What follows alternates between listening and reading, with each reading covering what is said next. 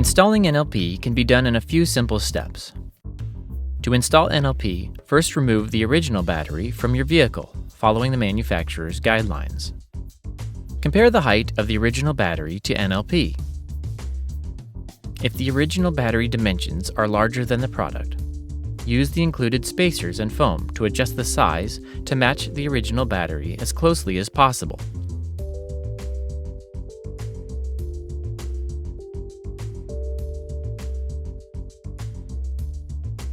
Also included is a mounting block to accommodate legacy battery applications. Refer to our battery fitment guide for more information. Securely fasten the battery to the battery tray, making sure the power cables reach both terminals.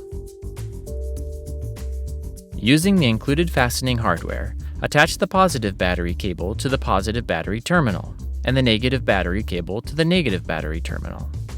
If necessary, mount the cables in an alternate position with NLP's multi-connection terminal options. Be sure to fasten the bolts securely, but make sure not to over-tighten.